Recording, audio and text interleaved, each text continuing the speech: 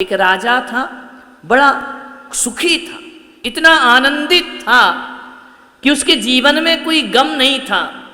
थोड़े बहुत दुख भी आ जाते थे ना, तो कुछ नहीं, छू करके उसे चले जाते थे। राजा बहुत अच्छा था, उसकी रानी भी बहुत अच्छी थी, उसकी राजकुमार राजकुमारियां बहुत अच्छी थी। एक दिन राजा बैठा था अपने छत के ऊपर, तो राजा ने एक दिन बैठे बैठे तारे को देखते देखते सोचा कि आज मेरा जन्मदिन है। उनका जन्मदिन था राजा का। आज मेरा जन्मदिन है, लेकिन आज की तारीख में, आज के मुहूर्त में, आज के समय में इस दुनिया में कितने लोगों का जन्म हुआ होगा। राजा का चिंतन चल रहा है। आज के दिन कोई दुनिया में मैं अकेला पैदा थोड़ी हुआ हूं, कितने लोगों का जन्म हुआ होगा। तो राजा के भीतर से एक आवाज आई कि सब राजा क्यों नहीं बने, मैं ही राजा क्यों बना। जन्म तो सबका एक सा हुआ, मेरा भी जन्म उसी नक्षत्र में हुआ, सारे लोगों का, कई लोगों का जन्म हुआ होगा, सब राजा क्यों नहीं बने, एक ही राजा, मैं राजा क्यों बना। मेरे साथ तो कई लोगों ने अवतरण लिया होगा। विचार आया उसके मन में। राजा ने पंडितों को बुलाया, विद्वानों को बुलाया। राजा ने कहा पता तो करूं कि सब राजा क्यों नहीं बने और मैं अकेला राजा क्यों बना, मैं सम्राट क्यों बना। बड़े बड़े ज्योतिषियों को बुलाया, कुंडली दिखाई, बोले बताओ मेरी कुंडली। बोले महाराज आपके भाग्य में तो राजा बनना ही लिखा था। क्यों? बोले शुभ नक्षत्र में आपका जन्म हुआ। राजा ने कहा इस नक्षत्र में कितनों का जन्म हुआ, इस राज्य में पता करके बताओ। बोले हजारों लोगों का जन्म हुआ। तो बोले वो राजा क्यों नहीं बने, मैं ही राजा क्यों बना।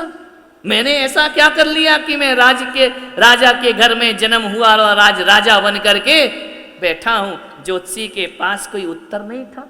क्या करता ज्योतिषी, क्या उत्तर दे। ज्योतिषी ने टालने के लिए विद्वानों ने कह दिया कि महाराज जंगल में एक कोई बहुत बड़े संत पधारे हैं, जाओ वो तुम्हें बताएंगे कि तुम राजा क्यों। अब राजा को तो जिद चढ़ गई कि मुझे पता करना है मैं अकेला राजा क्यों बना और दूसरे राजा क्यों नहीं बने। गया, पूरी सेना को, अपने दरबारियों को लेकर के चलो उस संत के दर्शन करते हैं। संत दर्श सब पातक टरहि, संत के दर्शन से कुछ हो। आप सोचते हो क्या हुआ, महाराज के पास गए, महाराज बोल लिए तो बड़ा आनंद आया, आशीर्वाद दे दिए और खुशी मिल गई। एक बार नाम ले दिया तो और लगा कि नोबेल पुरस्कार मिल गया अपने को, दुनिया का सबसे बड़ा सम्मान मिल गया। महाराज ने हाल चाल पूछे तो लगा कि चलो बड़ी चिंता करते हैं हमारे घर की, हमारा बड़ा ख्याल रखते हैं महाराज। कहा है कि पूछे या ना पूछे, संत बोले या ना बोले, तुम यदि उनके दर्शन को गए तो संत दरस सब पातक टरहि, उनके दर्शन मात्र से पापों का नाश होना प्रारंभ हो जाया करता है। राजा पहुंच गया, क्या देखता है, बड़ा अचंभा देखा उसने कि साधु एक वृक्ष के नीचे बैठ करके, मालूम है, गरम गरम दहकते हुए अंगारे खा रहा है। राजा ने कहा ये कैसा संत है, ये कैसी साधना है, ये गरम गरम अंगारे खा रहा है। राजा ने कहा चलो होगा, मुझे क्या करना है, मुझे तो अपने प्रश्न से मतलब है, मैं तो अपना प्रश्न पूछता हूं। जाके प्रणाम किया, साधु से कहा कि महाराज एक बात मेरे मन में आई है, आज मेरा जन्मदिन है और आज के दिन कितने लोगों का जन्म हुआ होगा, जरा ये तो बताओ कि मैं राजा क्यों बना और दूसरे राजा क्यों नहीं बने। मेरे जन्मदिन के दिन ऐसे भी लोग पैदा हुए जो दर दर की भीख मांगते घूम रहे हैं। संत ने सोचा अंगारा खाते जा रहा है। संत ने कहा इसका उत्तर तो मैं नहीं दे सकता हूं, मेरे पास कोई उत्तर नहीं है इसका। मैं क्या जानूं कि तुम राजा क्यों बने।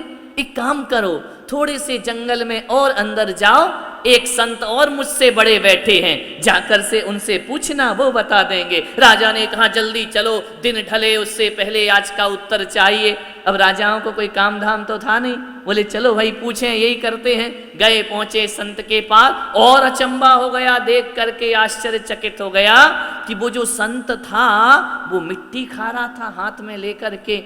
अरे उसने कहा कैसे कैसे साधु पैदा हो गए इस धरती पर, कोई अंगार खाता है, कोई मिट्टी खाता है, छोटे से बच्चे हैं जो मिट्टी खा रहे हैं। मंत्री ने कहा महाराज वो कुछ भी खाए तुमको क्या लेना देना, तुम तो अपने प्रश्न से मतलब रखो। जैसे ही पहुंचे प्रणाम किया, मिट्टी खाते खाते संत ने कहा राजा तुम्हारा कल्याण हो, धन्य हो तुम। बोले धन्य अन्य छोड़ो, मूल मुद्दे की बात करो। बोले क्या बात?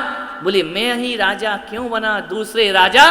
अरे संत ने कहा यार इसका उत्तर तो राजा मैं नहीं दे सकता हूं। अरे फिर तुम संत काहे को बने, तुमको उत्तर भी नहीं मालूम है? अरे बोले तू एक काम कर कि मेरा कहना मान, गांव में एक आदमी मर रहा है, अंतिम समय है उसका, जा वो तुझे बता देगा। उसने कहा संत नहीं बता पा रहे और आदमी बता देगा। बोले तू जा तो जा करके देख तो। राजा भागा बैठ के रथ में, बोले चलो जल्दी चले। बोले जल्दी जाना, ऐसा ना हो कि तू जाए और वो दुनिया से विदा हो जाए। राजा ने रथ दौड़ाया, चलो चलो गांव में चलते हैं, कौन बीमार है। जैसे ही गांव में पहुंचे तो एक गरीब आदमी बीमार पड़ा हुआ था।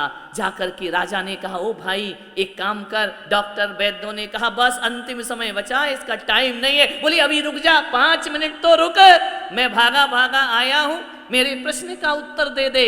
उसने कहा जल्दी बोलो राजा, मेरे पास वक्त नहीं है, मेरे पास समय नहीं है, मेरी सांस अटक रही है। बोले एक बात बता दे, आज मेरा जन्मदिन है। उसने कहा तेरा जन्मदिन मेरा मरण दिन हुआ जा रहा है। तो बोले नहीं नहीं फिर भी एक बात बता के चला जा, तुझे जाना है तो जा, कोई नहीं रोक सकता है। उसने कहा कि जल्दी पूछो महाराज, जल्दी पूछो राजा, जो भी पूछना है, नन्ना विधान लेट हो जाएगा, शाम को भोजन में लोग परेशान हो जाएंगे, जल्दी पूछ लो जो भी पूछना है। तो राजा ने कहा कि भाई एक बात बता दे कि आज मेरा जन्मदिन है, मैं ही राजा क्यों बना, दूसरे राजा क्यों नहीं बने? अरे तो उसने कहा तुमको नहीं मालूम, इतनी सी बात नहीं मालूम? बोले इतनी सी बात नहीं, जल्दी बता, तेरे प्राण नहीं निकलना चाहिए है? उसने कहा मैं बताता हूँ, बिल्कुल पट से बताता हूँ। राजन बताओ, 4 भाई थे पिछले जन्म में। बोले 4 भाई कौन? बोले वो कौन उनका समय नहीं है मेरे पास। 4 भाई थे पिछले जन्म में, चारों भोजन कर रहे थे बैठ करके, अपनी अपनी थाली में भोजन लगा हुआ था। आचमन किया, मुख का आचमन किया, हाथ का आचमन किया, भोजन का मंत्र पढ़ा। जैसे ही पहला गिलास तोड़ने लगे, मालूम है राजा एक भिखारी आ गया। बोले बहुत भूखा हूं, मुझे भोजन दे दो। तो मालूम है जो उसमें 4 भाइयों में जो बड़ा भाई था वो क्या बोला कि चल हट यहाँ से, तुझे भोजन दे दूंगा तो क्या मैं अंगार खाऊंगा? तो बोले उसको भोजन नहीं दिया, बड़ा दुखी हुआ भिखारी। दूसरे भाई ने कहा चल हट, तुझे खाना दे दूंगा तो मैं क्या खाऊंगा, मैं मिट्टी खाऊंगा क्या? अरे तीसरे वाले ने कहा कि चल हट, भूखा मर जाऊंगा, तुझे खाना दूंगा, मरना है क्या मुझे?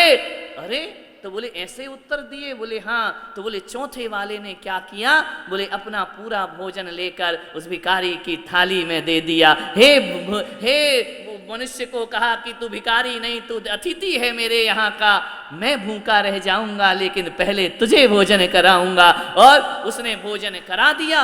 राजा ने कहा यार बड़ा समझदार था। उसने कहा कि वो समझदार कोई और नहीं था, पिछले जन्म में तू ही हमारा छोटा भाई था जो अपना भोजन दूसरों को करा रहा था। और वो जो साधु अंगार खा रहा है ना, उसने भिखारी से यही कहा था तुझे दूंगा तो अंगारे खाऊंगा क्या? तो इस जन्म में उसे अंगारे खाने मिल रहे हैं। उसने कहा था मैं मिट्टी खाऊंगा क्या, तो उसे मिट्टी खाने मिल रही है। और मैंने कहा था तुझे दे दूंगा तो मैं भूखा मरूंगा क्या? देख राजा आज मैं भूखा मर रहा हूं, मेरे पास अन्न का दाना भी नहीं है और तुमने पूरा भोजन दे दिया तो आज सम्राट बन करके खड़े हुए। वही मैं कहता हूं कि जीवन में कभी भी किसी से डरो या ना डरो, आदमी को अपने कर्मों से जरूर डरना चाहिए। कर्म जरूर सताएंगे, ध्यान रख। एक पल का कर्म था ये, एक क्षण का कर्म था, उसकी सजा 4 ने भोगी, ध्यान रखना। तो हम अपने जीवन में सुबह से शाम तक कितने कर्म करते हैं, कितने प्रकार के भाव बनाते हैं। लेकिन एक बात याद रखना, कर्मों की विचित्र लीला है, कर्म करते समय पता नहीं चलते, लेकिन फल भोगते समय पता चला कर। अभी पता थोड़ी चल रहा है हम कौन से कर्म कर रहे हैं, हम पुण्य कर्म कर रहे हैं या पाप कर्म कर रहे हैं, अभी पता नहीं चलेगा। जब इसका फल प्राप्त होगा ना, तब पता चलेगा हमने पिछले जन्म में क्या किया होगा, जो आज उसका फल हमें भोगने को मिल रहा है। आप सब आए हैं, कोई मुंबई से आया है, गया से पधारे हैं और वहां से आकर यहाँ पूजा कर रहे हैं। विचार करिए, ये गया वाले जो अजित जी और क्या नाम है, अजित जी और अमिता, ये परिवार सहित यहाँ पर आए।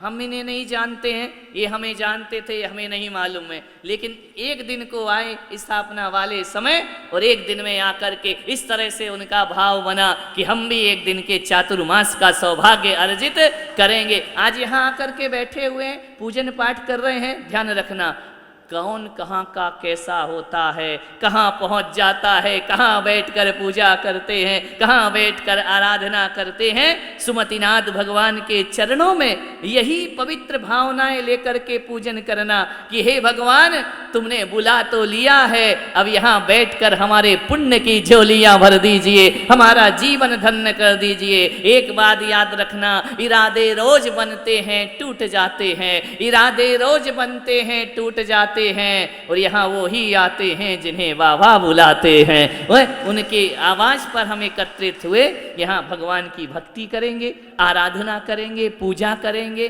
खाली नहीं जाएंगे।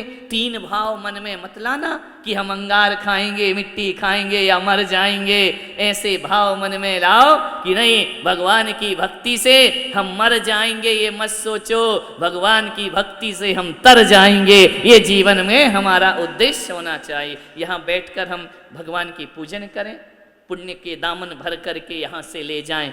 घर से आए हो, कोई कलश की भावना लेकर आया, कोई दान की भावना लेकर आया। जब यहाँ से लौट कर जाओ ना, घर वापस जाओ, घर के लोग पूछे क्या लेकर के आए हो, क्या दिया महाराज ने, क्या दिया जिन शरणम तीर्थ ने, तो यही कहना हम पापों की गठरी फेंक कर पुण्य की गठरी बांध करके वहाँ से लौटे हैं, जीवन को धन्यता को प्रदान किया है। मान्यवर, कभी भी कोई भक्ति में, पूजा पाठ में विघ्न डाले, ध्यान देने का नहीं, वहाँ मन नहीं लगाना, क्योंकि ये दुनिया है, यहाँ रोकने वाले हजारों हैं और कराने वाले कोई एक हुआ। कई होते हैं विघ्न बाधा डालने वाले, विघ्न संतोषी लोग, जिन्हें पसंद नहीं आता है कि ये क्यों कर रहे, ये आगे क्यों बढ़ रहे हैं। अरे सोचो, उनको छोड़िए और भगवान की भक्ति में लीन हो जाइए।